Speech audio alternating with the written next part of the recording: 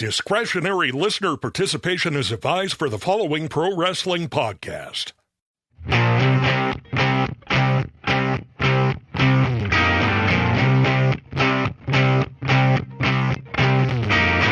Private eyes, they're watching you, and private ears are listening to the Stick to Wrestling podcast. I want to thank my friends at Hall & Oates for writing that song about their favorite podcast, Stick to Wrestling, where if you give us 60 minutes, perhaps indeed, we will give you a rawbone podcast.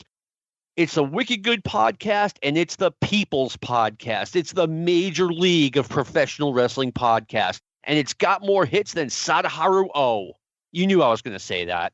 Follow me on Twitter. Just put in the name John McAdam. Oh, by the way, let me introduce myself. I'm John McAdam. I forgot that little detail. If you go to Twitter and search my name, follow the guys who are fighting with chairs. And also, we have a Facebook page that you can contribute to. We have all kinds of cool results and pictures and conversation. And we actually have a fantasy Crockett Cup, the 1981 Crockett Cup. And if you join today, you might be able to get in on the finals of that. Coming up this week, Saturday the 21st is Shane Douglas's birthday. I know Shane is kind of a controversial figure, but he turns 56, and I was pretty entertained by that guy back in the mid-90s, so happy birthday. Now we're going to start the show with something a little bit off. There has been a rumor circulating since the 80s that the Freebirds urinated on Wrestling Observer newsletter editor Dave Meltzer. It's not a true story. The story has been, and the internet has poured gas on this, and I just saw it on the 605 board. The real story is even weirder. The Freebirds urinated on a guy named Dave. It wasn't Dave Meltzer. It was someone from Philadelphia. I'm not going to give out his last name because he's probably have grandkids by now who don't need to hear about this. Apparently, if the Freebirds liked you, they would urinate on you. I don't get it either, but that's how we're kicking off this show with that particular story. And with that, I want to bring on someone I've known online for like 20 years. I've been mispronouncing his name for 20 years, but he's a really cool guy. He knows his Mid-Atlantic wrestling like crazy. I want to bring in, now we've had North Carolina represented. Now we're having North Carolina State represented. Will Rickard, thank you for coming on. Hey, thanks, John. I appreciate it. And I do appreciate coming on after a urination story. Well, and now I want to get your take on this urination story because I'm trying to figure out the logistics of this, right? The Freebirds, they like a guy. Do they say, okay, look, you're kind of going to be a minor league Freebird or part of our group. We just need to do this one little thing. Or do they sneak up on you? Like, how does this work? I have no idea. Do you have any speculation on this? I have no idea. I just know that based on, with that's what makes the 30th or 40th excrement-related story about wrestling that you've ever heard of, right? I mean, there's so many stories in it. It's a weird theme in the business. I can't quite grasp it. But I guess it's just part of the mythology. Yeah, I'm not sure how you would go around.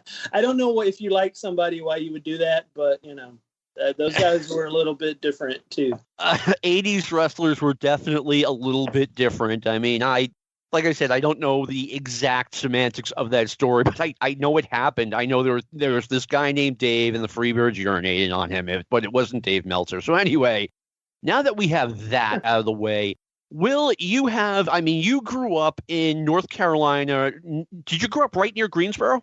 I grew up in a little town just south of Raleigh called Sanford. So we're literally right in the middle of, I'm 45 minutes away from Raleigh. I'm 45 minutes away from Fayetteville and an hour away from Greensboro. So I'm dead in the center of the state. And, so by the time I get into wrestling and the time I have the chance to go, I have, I'm relatively close to three of the, two major towns that they ran, and then, Fayetteville being maybe more of a minor town. So, so right there in the middle of it. Okay, and we had gone back and forth on instant message, a little bit this week about this show, and, you made me think of something or realize something that I hadn't realized before, that Greensboro was actually like the Madison Square Garden of the Mid-Atlantic territory, because I'm thinking about, okay, Starcade was in Greensboro, so right there. And they had a whole bunch of major angles and shows in Greensboro. And the more I think about it, Charlotte was not the hub. Raleigh wasn't the hub. Greensboro was the hub.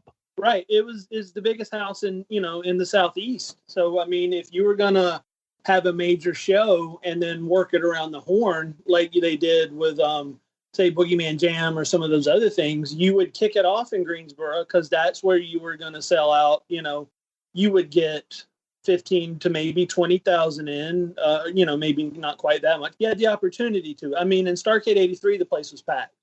I believe that. And that's not a lie. And in just about every Starcade until it started losing some of its luster, Greensboro Coliseum was fairly big. Most of the times you go to a house show and it would just be the lower bowl. But Starcade and some of the bigger events, they'd have that upper bowl available too. But yeah, I mean, that's where you're going to make the most money. So you may as well start there and then start working it around to Norfolk and Charleston and wherever else you're going with it. Oh, yeah. I mean, there's the legendary story that the night they had the cage match in Greensboro with Slaughter and Cornodal against Steamboat and Youngblood, that not only was it sold out, it created a massive traffic jam in the area because you had people leaving because they couldn't get seats. You had people coming in who did. And, I mean, have you ever heard anything about that? It wasn't uncommon. I know for Starcades that I went to and some other shows, it'd be fairly busy. You would definitely have traffic issues. It was kind of weird getting in and out of Greensboro anyway because you had to come up to High Point Road. Not that anybody needs a lot of traffic directions on that, but it wasn't always the easiest place to get in and out of because most of the main entrances were on a side street. But yeah, I mean, that I came into wrestling just after that cage match and after that whole feud, but I was aware of it because, I had friends that were into wrestling. So I was aware of that entire feud, and you would hear about, they had to turn away X amount of people who tried to walk up for some of those matches, which again, if you think about it now, that's almost unheard of to just completely sell out a building like that. But yeah, I mean, when Mid-Atlantic was on fire and when they had the right angles going, they could print money pretty much, regardless of who was booking. I mean, I'm not being totally linear here, but you talked about Greensboro and you went to the shows. I'm assuming you went to, non-Greensboro shows as well. And I think back to going to the Boston Garden every month and then going to spot shows. I miss it, and it's gone. It's never coming back, and I just miss that so much. You must miss it a lot. There was a huge difference, going to Greensboro. Greensboro was my first show. Starcade 83 was my first show. So that was my frame of reference. And even though I was in the upper bowl, it was still an event. I was 13 years old. When I first got to go to Cumberland County, that had its own, much smaller, as an arena, much smaller. Still, it was a great show, and then going to Dorton Arena in Raleigh, same thing. Smaller venue, old venue, but the shows were very unique. The way that they had everything set up was very unique. And, when you sat ringside, you were right up against the ring in just about any of them. So again, it was, you got to be up close. You got to have a lot of fun. And I do miss that. When I went to an NXT show in Concord, North Carolina, about 3 years ago, walking in, it gave me chills because it felt like, oh yeah, that's what it was like to walk into an arena and see the mat and see the lights. The only thing missing was that impenetrable cloud of smoke from the 80s that you would have. But no, I mean, I miss it. I miss going to wrestling matches. And I heard today that it sounded like the WWE was going to go away from house shows once, this pandemic clears. And that makes me really sad because that's a way for the fans to connect with the wrestlers and the wrestlers to learn their craft that at that level, I don't know how you get that back. I had not heard that, and that really surprises me because I know they still make big time money at house shows, not just from attendance, but they sell a lot of merchandise at the show. So I'm really surprised to hear that. Yeah, I mean, I just heard about it today, and then I went and checked online a couple places, and they were verifying the story. They just, again, I think it's a tragedy, but I also think then from a standpoint of the WWE workers now, it's less time on the road for them, less chances for injury, so that's not a bad thing. I don't know how it works with, their money. I mean, they're not making money off of house shows now, so I don't know what it works for them. And I think it opens up opportunities for maybe some of the smaller promotions or people are still going to want to go see wrestling. So it's just, how do you get that to them and how do you get the talent to get that to them in a way where the production is something that they expect. I think that's the biggest drop off is people want to see wrestling, but they're used to much more professional production than I think, spot shows 20 years would have been. Oh, yeah. I mean, I remember going to the spot shows in the 80s. I mean, it was literally just like put a light bulb over the ring, set up a ring, and you're good to go. And now, no way. Right. No, I don't need a big Jumbotron or anything like that. And the NXT shows that I went to were fairly, simple. And, they had the video screen, but aside from that, it was pretty much just lights and the ring. But when you go to a house show, that's all you need. I don't need a lot of promos. I don't need anything other than the guys in the ring. And that's what when I got back into wrestling in 2017, NXT is what I drifted to, because that was more like the wrestling that I was used to when I was a teenager. Because, clearly Triple H has an affinity for that style of wrestling, and it bled out into everything that they did. So I had a really strong appreciation for what they were doing and enjoyed every bit of that. I mean, I like NXT, and the most disappointing part is, it's like, supposedly it's like the WWF's developmental, right? I was lucky enough to see, this is back like 25 years ago, I went to see the Pawtucket Red Sox play. And Derek Jeter was the shortstop for the Columbus Clippers, and Nomar Garciaparra was the shortstop for the Pawtucket Red Sox. And we're like, wow, we're going to see these guys in the majors sometimes. With NXT, it's like a downer when these guys get brought up, because the WWF's going to mess it all up, and they do 100% of the time. Yeah, when I took my daughter to the NXT show in Concord, and funny story there is, we sat ringside, and again, going in, it was like, oh, I'm back in my element. Chris Ono came out, and I immediately start heckling him, because that's what I did when I was at wrestling shows in my teens. I heckled the good guys. I didn't tell my daughter that was going to happen, and she was absolutely horrified that I was doing that. And I had to explain to her, I'm like, no, it's wrestling. It's okay that you do this. But, and she didn't quite get that. But we saw Patrick Clark. We saw that maybe it was his first run around as Velveteen Dream before they introduced the character on TV. And he put on a hell of a show. And that was like, okay, that guy's going to be something. He's got that charisma. He's got that personality. You want to watch him in the ring. And, because he can make you laugh, and he was super athletic. So, again, it was being able to see stuff like that. But, yeah, you're right. You almost get to the point where you didn't want them to bring people up from the NXT roster, because you knew that was going to be it. They were never going to get pushed the way that they got pushed in NXT. Yeah, it's almost like the WWF doesn't want to create a new Steve Austin, a new Rock. It's all about keeping everyone humble. Well, guess what? Sometimes humility and being a pro wrestler do not necessarily go hand in hand. No, and I don't see the point. I mean, again, it seems like you'd want to make as many stars as you can. I think maybe the worry is that, they make these stars and then they don't need the business anymore to sustain that. But the only product I watch right now, honestly, is AEW. I'm really not actively watching anything WWE really since the pandemic hit. So that's what I'm paying. If I'm watching anything now, it's AEW. Yeah, I get WWE Network, and I watch their live events, like Starcade's coming up in a couple of weeks, but that's pretty much it for me. So you started, now I want you to tell this story about how you got smartened up to the wrestling business. Yeah, so I walked in, I went to college in Greensboro from 88 to 92, and then prior to that, I'd gone to all the Greensboro shows and was very, familiar with those guys in Row D. I went into a comic book store, and I hate it, John. What's the guy's name again? John Hitchcock. I keep wanting to say Davenport, and I have no idea why I want to say Davenport. Yeah, so I walk into the comic book store, and there's Hitchcock, and I was like, "Oh, you're the dude from the wrestling shows. You sat in the front row," and we start talking. And then he starts just talking all these terms about heel and work. And I knew what wrestling was. I knew things were predetermined.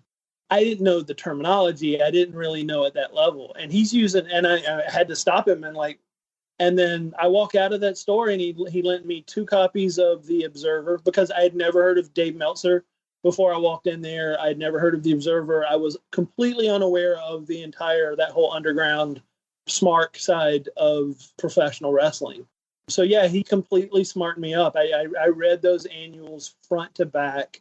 And then by the time I got the internet, I found the News from Dayton and was on that all the time. That led me to Wrestling Classics and all that stuff. So he kind of sent me off on a second part of being a wrestling fan where I kind of understood the business more, which the more I think about it, I've thought about how weird it is that wrestling fans want to know more about the inside of the business than say we really want to know about. I don't really care about how the Panthers are run or the Hornets are run, although, not great.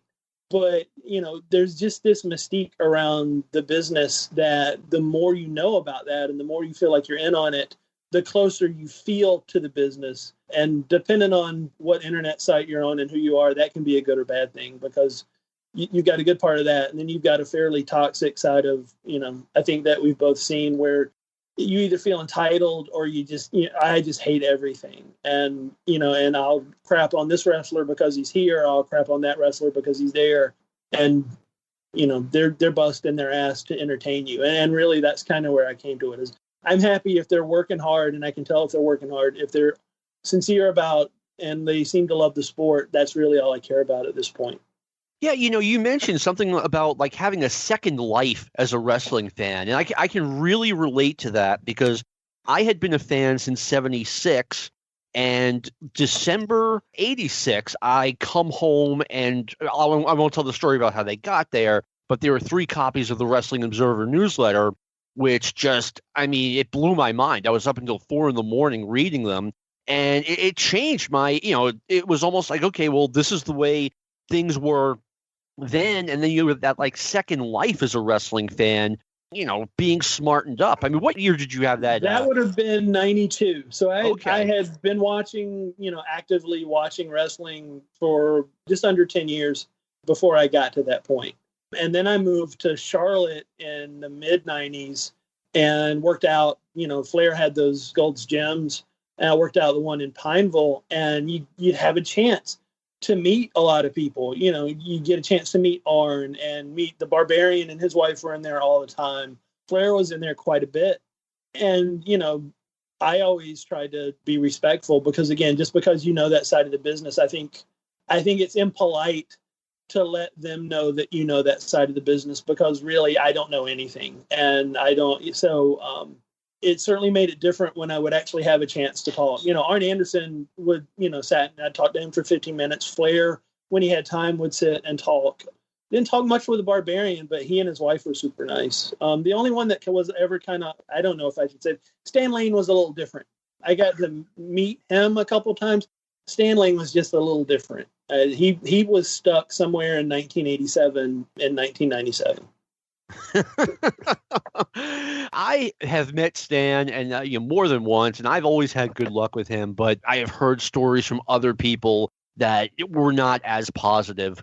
Not negative so much. It just, you would see him at the gym, and he was wearing his, the sleeves cut off of the sweatshirt, the Zubas, and a fanny pack. You would see him at Bar Charlotte later that week at 10 o'clock at night.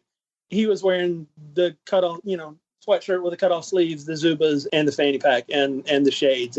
He seemed to have one outfit. I never personally I just saw him a lot, and he was the same person no matter where you saw him. And so I'm not necessarily bad, just different.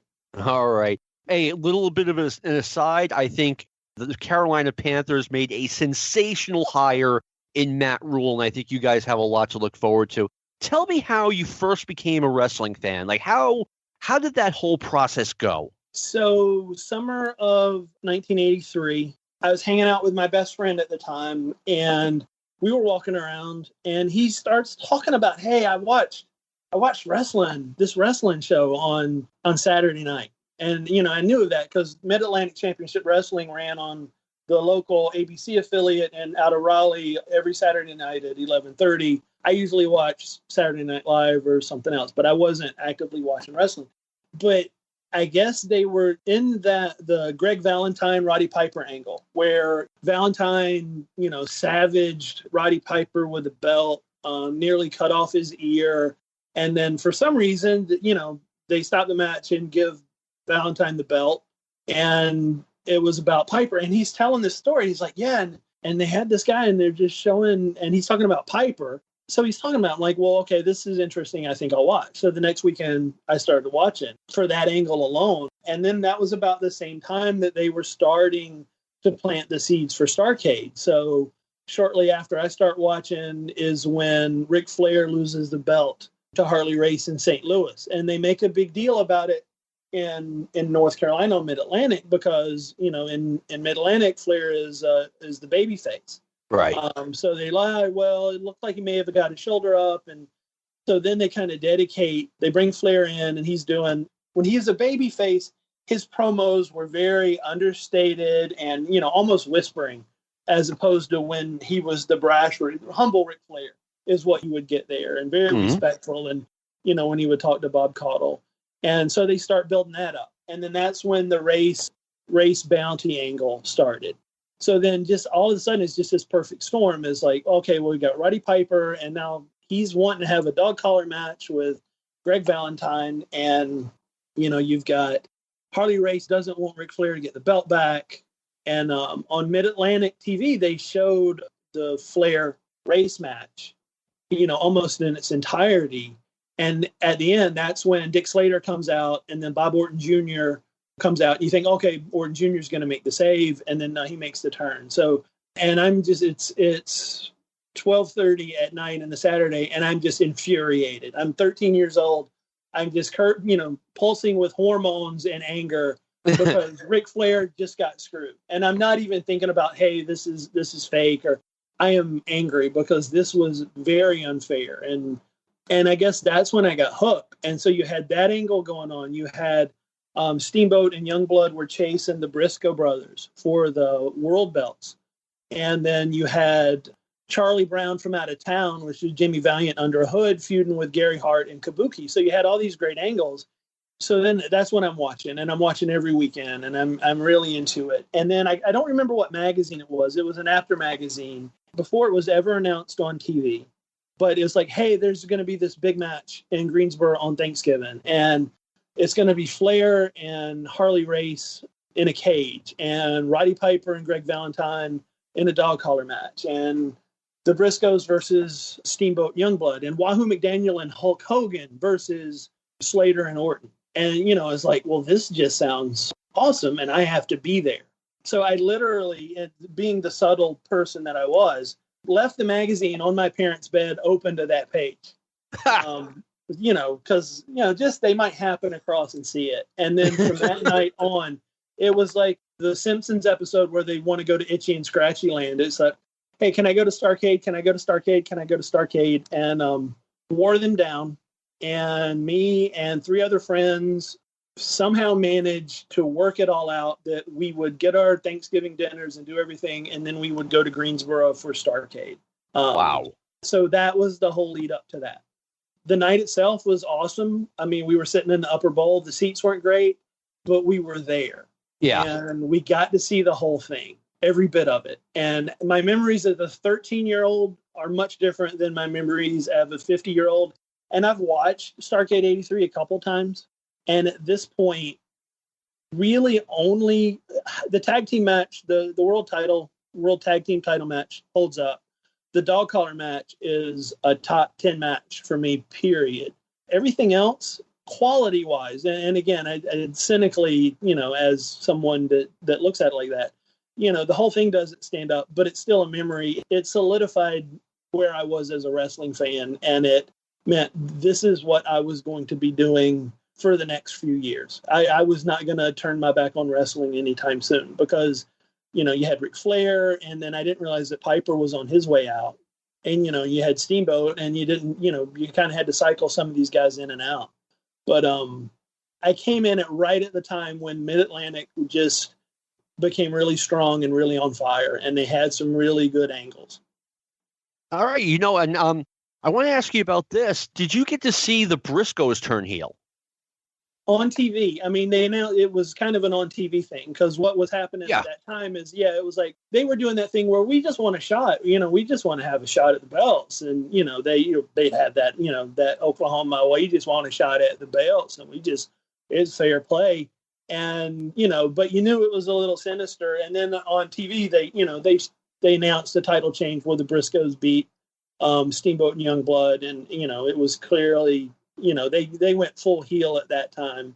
And at that time, I didn't know that much about the history of the Briscoes, period, either Jack or Jerry. So again, looking back on it now with what I know now, I feel very lucky to have seen that because that was probably their last major angle anywhere at that point. And they had good matches with Steamboat and Youngblood. Oh, yeah, I believe that. I mean, I saw the tapes back in the 80s, and I thought the turn was just phenomenal. Like you said, they're just like, hey, we just want a title shot. We're still friends and all that. And then they have a spot where Jack Brisco has Jay Youngblood caught in the figure 4 leg lock, and Jerry, accidentally falls down on Jay's leg. And, oh, my God, we're so sorry. Can we please have a rematch now that Jay can't continue because his knee was hurt?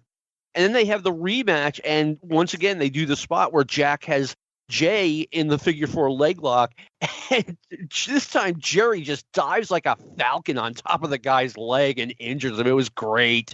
I don't know if Dory Funk was booking at that point. I don't know who had the book at that point. I believe it was Dory. Scott. Okay.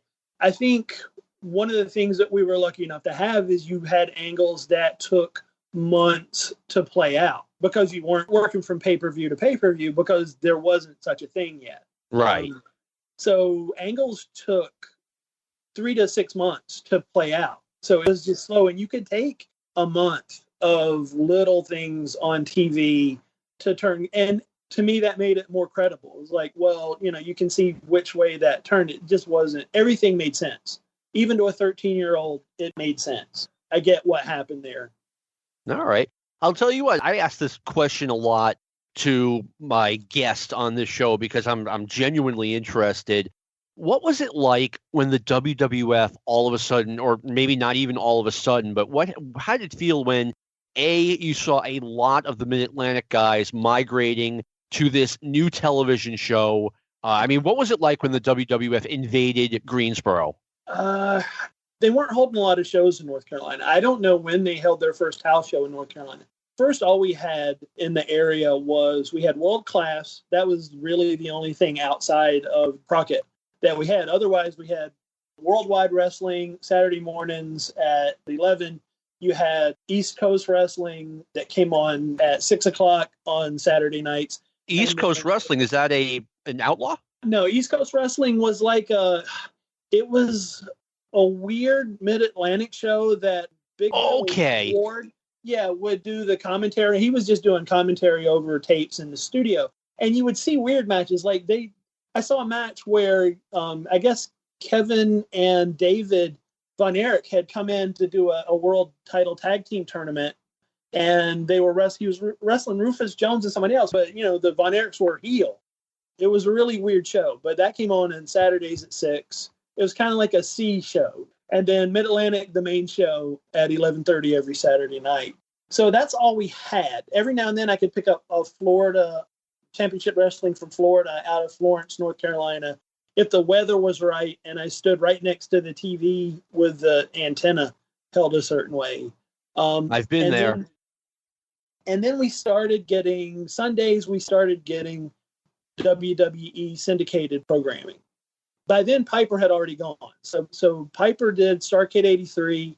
He worked out his contract, I guess, through December, and then he went up and he started for Vince sometime in 84. So by the time we're getting it, okay, so he's up in the WWF now. And so we didn't see it immediately, but then you started seeing people pass through. Junkyard Dog ended up there. Barry Windham ended up there. So I was fortunate in that the wrestlers that I really liked weren't showing up there until Ricky Steamboat showed up there. So I didn't think much about it.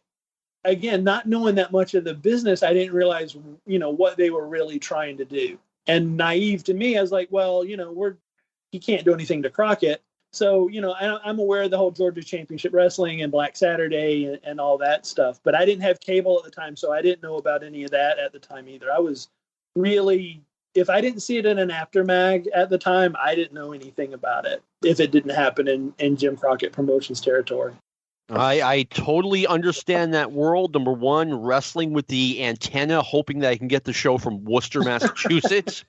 And, if the after mags or the Kaiser mags, if it wasn't in there, like there was no way I could know about it. Yeah. But as far as the shows themselves, they seem to be more interview based. That by then I think Mean Gene was up there. So it was, it's clear that that's what they were starting. In hindsight, clearly those were the seeds that were being planted. Hey, we're going to start showing all this syndicated programming all over the place to familiarize folks with the product. And they put out that WWF magazine shortly after Hogan, he came in and won the belt off his sheet, because I got that. I didn't think of him as a competitor of what I watched, so I thought it was just something cool to keep up with. And I was like, okay, well, Hogan's up there, and that's why maybe he didn't show up at Starcade. So, there was just I have filled in a lot of gaps since then, but at the time I was just kind of like, okay, well, that happened. I'm just going to roll with it. Okay, now 87 and 88, you're still a fan, and we start to see the, Mid-Atlantic is now called the NWA. We start to see them slide significantly. I mean, it can't be denied. Their attendance started, just going downhill really fast. Like, what were some of your observations as far as, someone who's going to the shows and seeing the crowd get smaller and smaller? Completely understandable, because, and I'll boil it down to one thing. When Ric Flair started that feud with Jimmy Garvin over Precious, and he rolled out on TV making out with a mannequin one day. I remember that. My best friend and I were like, what the F is this? And it's like, this isn't Ric Flair. Ric Flair's classy. This isn't classy. You could tell that things were really, the booking wasn't great. I don't remember. At that point, I guess Dusty had already gone up and was doing, the plumber gimmick in WWF. So, and at that time, I think they were booking by committee, if I'm not wrong. That's 89. That's like the Garvin angle was like 86. Yeah, the Garvin angle was 87, and then Dusty was actually shown the door at the very end of 1988, and then he came to the WWF in the summer of 89. Yeah, again, it bleeds together, but there was a significant slide in what we found entertaining at the time, and what would have us come out there. But as long as Flair was the champ, that was the biggest draw. As long as Flair was there, I remember being really disappointed when Arn and Tully went to the WWF. I think that was probably the first time that I was like, oh my God, I can't believe that they are gone. But yeah, I just think the booking just wasn't great. There was probably like a 3-year period where the booking was just really inconsistent. And I think people had gotten over, Dusty had attached himself to everybody popular that came through. And so unless you wanted to see Dusty with the Road Warriors, or Dusty with, Nikita Koloff, or Dusty, you weren't going to see much else unless Dusty was a part of that. And that was something that kind of killed it for me. I would judge it based on how much my best friend and I would talk about it, that next week, or would we be excited to go to see a show? And it just started getting pretty predictable and not entertaining for us. As someone who watched it on WTBS, like, I picked up on that Dusty attached himself to Magnum Ta with America's Team. He attached himself to Ronnie Garvin with the Risky Business Boys, the Road Warriors with the 6-man titles. When Nikita turned, Dusty was right there. And to me, even as a non-smart fan at the time, I thought Dusty was just so overbearing. I was a fan of his too, but I just thought he was a little out of control. And you would see that in the house shows. Dusty wasn't getting unanimous. You had people that were going to pull for the baby faces no matter what. That was never me. When Flair turned on Dusty in 85 or whatever, whenever it was in Atlanta, when Ole and Arn got Nick Cage, when Flair turned, I was like, well, I'm not going to not pull for Ric Flair just because he did that to Dusty Rhodes, because I don't particularly care for Dusty Rhodes. I was completely fine with everybody turning heel and doing that anyway. But, you'd be at the matches and Dusty, it was 50-50. And sometimes I think he would be surprised. Sometimes it would be even a little bit louder for Flair. And, you can't hide some things. And, Dusty a couple times would be looking around like, well, I'm not getting cheered the way that a face should be getting cheered.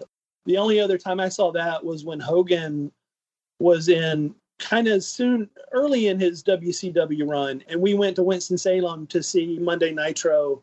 And Hogan came out and they were going to wrestle. He and somebody were wrestling Flair and Arn. And Hogan got booed harder than anybody I had ever heard get booed in any arena ever. And that foretold, I think, the heel turn, because I think fans were over him. You can only assert that dominance so long before fans just get tired of it. I mean, I remember those glory days of the early Nitros when people would be tearing up Hulk Hogan merchandise on the camera. I mean, you got to know, look, Hogan is the outsider. He's been the number one guy for the promotion that's trying to destroy your promotion. Now you bring him in and feud him with Flair and Arn, and wow, it didn't work, especially in North Carolina. Now, I have an unpopular opinion. You talked about when Tully and Arn left the NWA for the WWF, like that was like a really bad thing for you. I thought they kind of did the NWA a favor because they were stale. And don't get me wrong, Arn and Tully were major talents. They were great wrestlers. I'm not saying anything bad about them, but in my opinion, they had gotten stale. Arn, you could turn babyface if you wanted to. Tully, I guess, if he went along for the ride with the rest of the Horsemen. But, I mean, I think by getting them out of the way in 1988, you kind of, or in theory, you created a spot for new stars, which really didn't happen, but it should have. Now, you have an unpopular opinion. It involves Magnum Ta and Sting. Yeah. My unpopular opinion is that if Magnum doesn't have that awful wreck that happened a few miles away from where I live, I do believe that would have put Sting on a different trajectory. I don't think he would have had the spot that he had going into that Clash of the Champions in 88. Was it spring of 88, that first Clash of the Champions? Yep. He has that long match with Flair. I think that's Magnum TA's spot. I think Magnum TA would have had that. I think he was probably going to get a run at the belt. I don't see him necessarily going to WWF Magnum. And I think if Magnum stays healthy and he stays on course, I think Sting probably ends up in WWF. And maybe he's just as successful in a different character with a different gimmick. But I think it was always going to be Magnum TA. And I'm sure there's people that maybe disagree with the way that he worked. But again, having seen him in house shows, he had that thing. If he was in there, even if you weren't pulling for him, you had to watch the guy. You wanted to watch him wrestle. You wanted to watch his every move. When he was in a tag team match and he wasn't in the ring, you still watched him because you wanted to see how he was reacting and how he was working with the other guys. So, yeah, I think it would have been a much different career path for Steve if I say that like I know him. For Sting, if Magnum sticks around and gets a run with the belt, maybe has a heel turn, again, maybe he was destined to have a feud with Dusty, which, I think probably would have been awesome. But yeah, I think Magnum TA was the future of Jim Crockett Promotions. And maybe with that car wreck was kind of the story of the rest of Jim Crockett Promotions after that. Because I don't think the promotion ever really recovered completely from losing him. Now, you see, I have a different opinion, and, obviously reasonable minds can do that. I figured that if Magnum TA did not have that car wreck, this is another unpopular opinion, he would have become less and less popular over time, kind of like what happened to the Rock and Roll Express, who were over like crazy in 85 and 86, but at 87, they started to really fall off. But one thing you said, and I've said this on the show before, I really believe that Magnum would have turned heel on Dusty Rhodes just because all of Dusty's best friends throughout his career turned on him. It was just how Dusty ran. Yeah, he's like Jimmy Valiant. Jimmy Valiant, his entire career, he was destined to be turned on and destined to be the target of whatever manager that happened by. Dusty Rhodes just did it at a higher level on the card. But yeah. I mean, that's definitely how it would have turned out.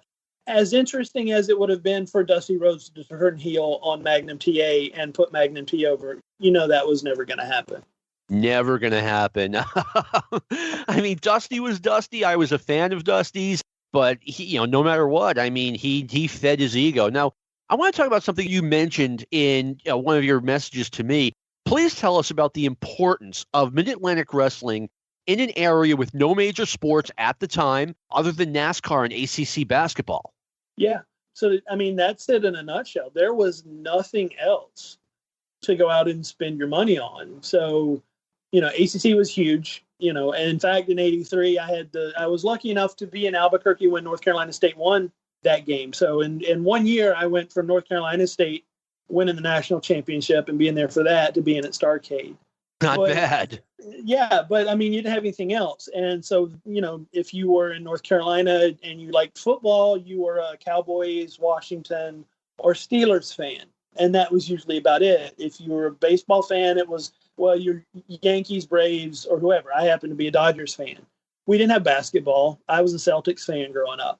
So what Jim Crockett Promotions did is they gave people an opportunity in all the different types of towns, not just Greensboro, but, Withville, Virginia, or Siler City, North Carolina. If you had a gym and you could maybe get a sponsorship or, get on with some sort of charity stuff, you could have a show and people would go see those shows. And so I think at one time Crockett was running maybe 3 shows a night every week because there was nowhere else to give that money to. So they had a monopoly on, quote unquote, professional sports. And it was, you still had it was still niche. You still had a lot of people that didn't care for wrestling. I mean, I was a bit of a pariah in my family for the level of wrestling fan that I was. But I know the feeling. But at the same time, there was, there were a lot of people like that. And I didn't really, what's the saying? For people that understand it, you don't need an explanation. For people that don't understand it, no explanation would possibly ever do. And I really settled on that. Like, I get why I like this. I understand it. I don't need anybody else to like it for me to like it. Yeah. Not sticking to wrestling for a second, I think it is absolutely crazy that North Carolina, the Tri-Cities, did not have an NBA team. I still think it's crazy that Louisville does not have an NBA team. I mean, what are we waiting for? Yeah, I mean, Charlotte is its own state. Charlotte is part of North Carolina, but we aren't of North Carolina. So I think Charlotte was always destined to get these things just because of the money and the connections. When Raleigh finally got the Whalers to come down, I mean, that was pretty big. It's really weird how they manage that. I mean, again, the talk down here for 20 years has been about how do we get a Major League Baseball team and where do we put a Major League Baseball team? Because for the most part, people wanted to put it kind of near in Kernersville, which is just kind of southeast of Winston-Salem, which is right next to Greensboro. And, how do you get people to drive for that many games? So, so North Carolina is a weird state because it's kind of long, it's kind of spread out. So if you're going to have professional teams, they're either going to be in one part that's a metropolitan area or a part where they're trying to draw from 3 or 4 different cities. Well, I'll tell you, baseball needs to be in Charlotte and it needs to be in Nashville. It's waited way too long. Yeah. There's a demand there. We have listener questions. Let me see. Chris Tabar, what should they have done with Sergeant Slaughter after the tag team cage match? This is like March 1983. What do you think? I thought about that, and I think to that point, Slaughter had been in the area pretty consistently since late 1981, I think. Mm-hmm. He had a run with I think he had the U.S. belt not long after he got here. And then he had the gimmick with, hey, nobody can beat my Cobra Clutch. And I think he had a finish with Barry Windham. I think that built up to a Barry Windham feud. And then, after he had his run with the U.S. belt is when he brought in Jim Nelson, and then they brought in Don Kernodle. Right. To do that Private Nelson, Private Kernodle thing. And, and then they started the tag team with Sergeant Slaughter and Kernodle, and Nelson kind of slid out of the picture there. I'm not sure. There may have been more of an angle in there, but I haven't seen that. But honestly, from what I've seen on the network and reading about it, as hot as any feud was that I saw for 83 or 84, there was nothing hotter than that Ricky Steamboat, Jay Youngblood, Kernodal Slaughter feud. I mean, that was one where, again, they turned people away. You probably had, fights in the arena. They were bloodbaths. Have you seen the match? Yes, I have. Yeah, I mean, it's bloodbath. I mean, Cornodal looks like someone just took an axe to him at the end of that match. I remember seeing the pictures in Inside Wrestling and being like, oh, my God. It was brutal, which I do miss that, by the way. But I think by the time Sergeant Slaughter had that run, I don't know what else there was for him to do in Mid-Atlantic. So I think it made sense because it was pretty normal for guys like Slaughter and Valentine. After they had been in Mid-Atlantic for a while, they would go up and work for Vince and, do some shows up there and have a feud against Backlund or something like that and, make some money and then come back down. So I think by the time that feud was over, I don't think that there was much left for Slaughter to do in the Mid-Atlantic until he needed to be away for a little bit, which, again, I think is sometimes the problem we have in the modern is you see these guys every week and you never really get a chance to miss them. And, it was different when, okay, Sergeant Slaughter's gone and then, Sergeant Slaughter's back after 6 months. And it was entertaining again. You weren't over the fact that he had been there for so long. I agree with your answer. And by the way, what a great gimmick. I wonder who came up with that, the idea that Sergeant Slaughter was going to have two minions, two privates working under him. But I mean, that's a great gimmick. Yeah. I agree with you. I think what they should have done with Slaughter after the tag team cage match was kind of phase him out. They had a few rematches after that, and then let him go back up to the WWF and make some money because I really miss that about wrestling. Like, guys would come and go and they'd leave and get freshened up and be back in a couple of years. Like, now you watch the same guys week after week and nothing changes. I mean, Randy Orton is great, but I'm tired of him. I mean, right. I want him to go to another territory for a couple of years where I don't see him, and then he'll come back, and I'll be like, oh, great, Randy Orton's back. Yeah. Bob Parsons wants to know, how come Ric Flair never figured out that climbing to the top rope wasn't a very good idea? So it was a good idea if he was a babyface. Like, there's a Ric Flair flow chart for that. So, okay, you're up on the top rope. Are you a face? Yes. Then go ahead with the elbow drop. If you're a heel, you stand there and you get body slammed off the top rope, or you go for the elbow drop and you get punched in the stomach, then you do that flop thing. I actually we were having a conversation, me and Bob and Alfred and Jeff earlier today about as much stick as Hulk Hogan gets for having really formulaic matches in the 80s. Honestly, Ric Flair had formulaic matches in the 80s, and he wrestled. It got to the point where he was wrestling the same match just about every night. And he brought out the best in his opponents. But, you knew the spots were coming. And when they happened, again, after I've seen that spot 30 or 40 times, it doesn't translate as well. No. I mean, I forget where I heard him say this. It might have been on Dave Meltzer's old IATA show where Rick went to see Ray Stevens wrestle in Minneapolis. And Stevens did some patented bump, usually, but he did not do it on this night. And Flair was disappointed. And he said, if I grow up and become a pro wrestler, like, I'm going to do my spots every match because that's what the fans want to see. Sure. I'm not sure if that really holds up over decades, never mind years. Well, it doesn't translate if it's on TV. It's one thing if you're doing that in a show and, if you're in Fayetteville one night, and then you're in Florence, South Carolina the next night, yeah, do those because you don't have the same audience.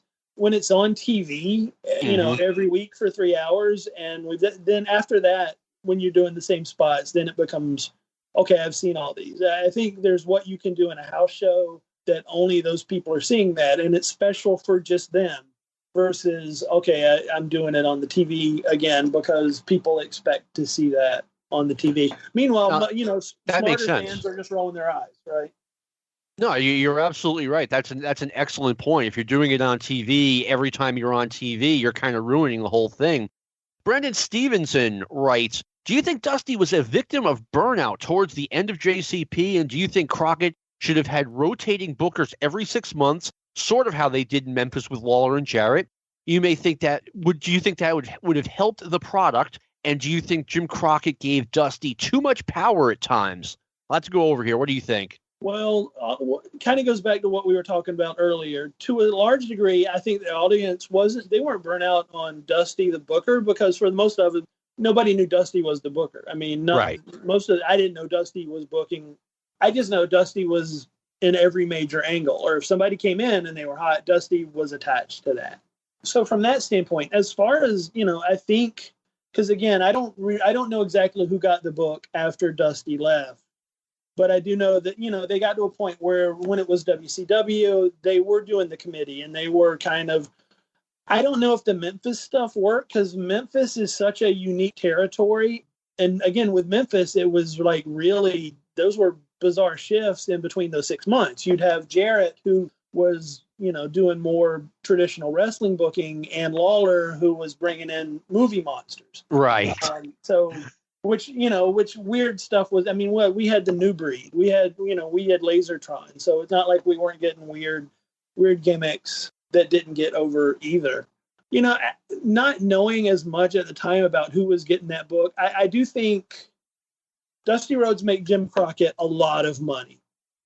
And I don't know who put it in Jim Crockett's ear that he needed to compete with Vince. Dusty Rhodes made Jim Crockett a lot of money. Jim Crockett spent a lot of money. And ultimately, I think with the airplane, I think they lost sight of what the business was.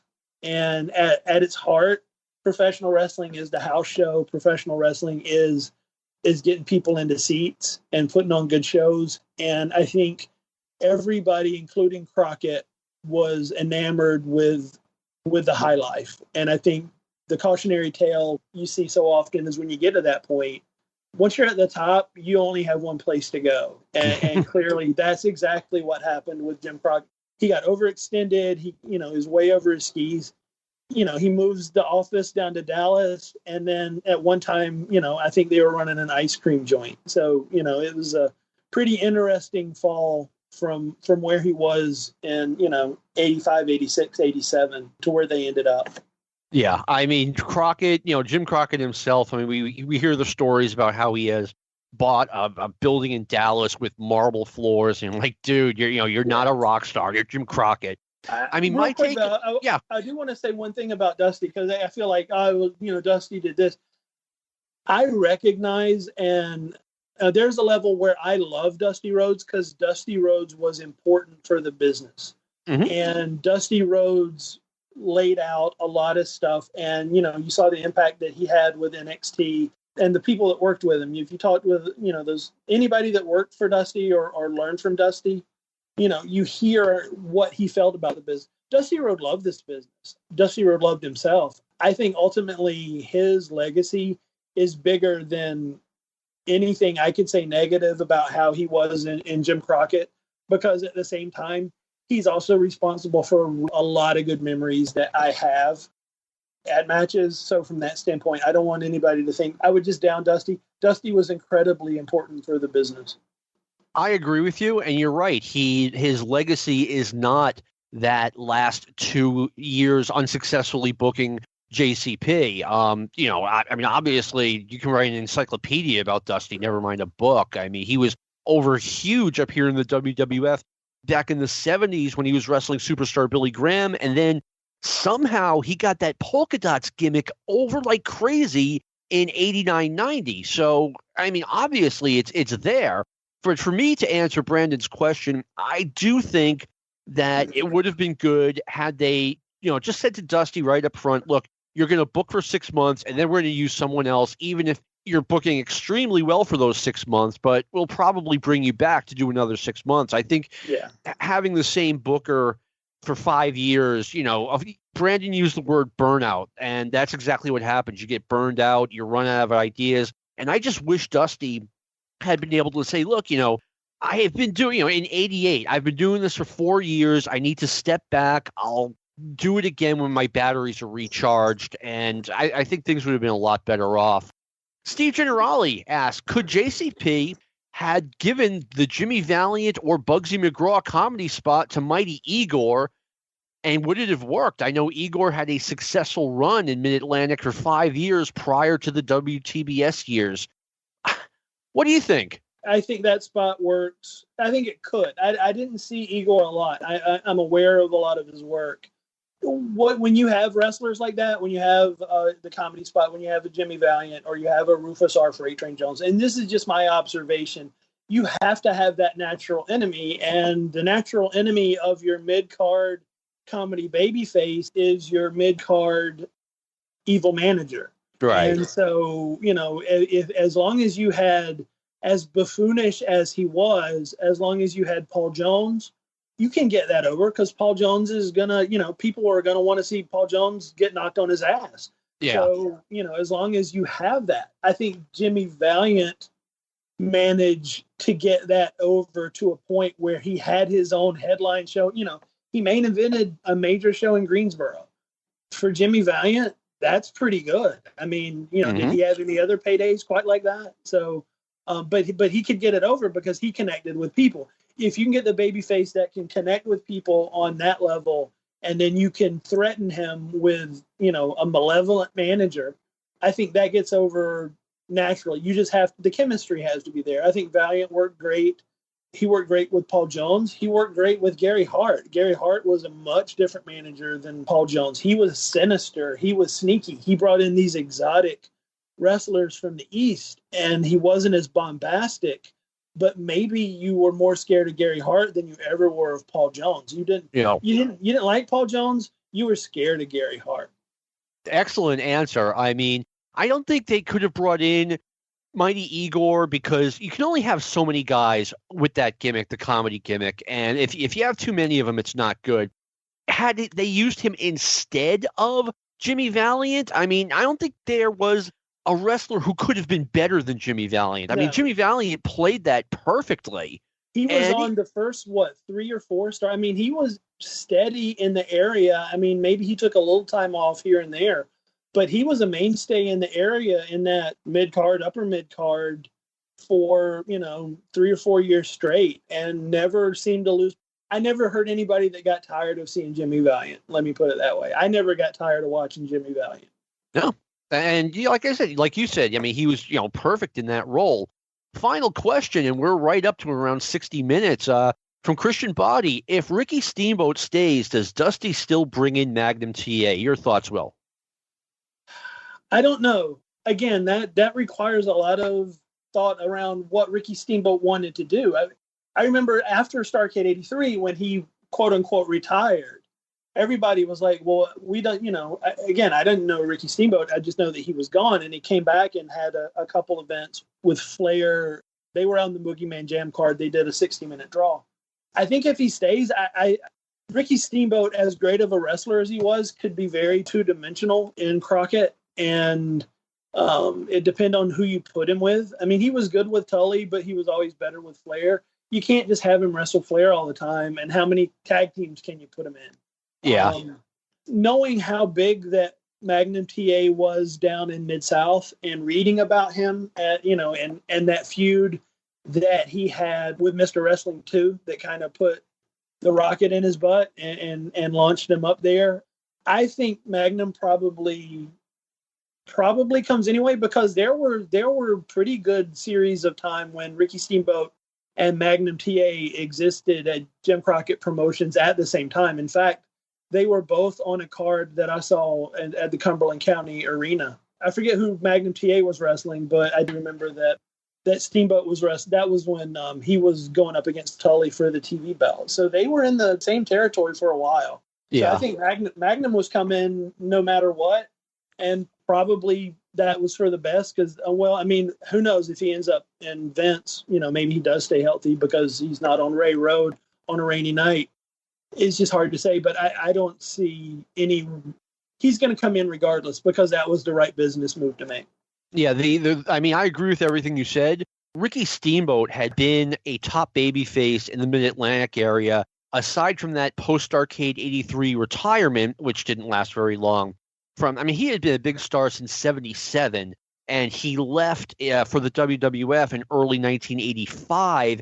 that is a long run in one place for a babyface. It was probably time for him to go somewhere else anyway. But, I mean, the real question might be, if Barry Windham stays, would Dusty have brought in Magnum? Because Barry was going to get the huge push. He was going to win the U.S. title from Wahoo at Starcade 84. So that's the bigger question. I think either way, Magnum's coming in because Dusty obviously liked him. And Magnum, you know, his dream was to wrestle in his home area. He's from Virginia. So I think he wants to go and Dusty wants him. So I think he's coming in anyway. Yeah, I think there's no way around that. And no, that makes perfect sense. Well, this has been one of my favorite episodes of Stick to Wrestling. I love it when we have a guy come in who's really knowledgeable and has a story to tell, like you did today. Like, here's my story growing up as a Mid-Atlantic wrestling fan. Thank you for sharing.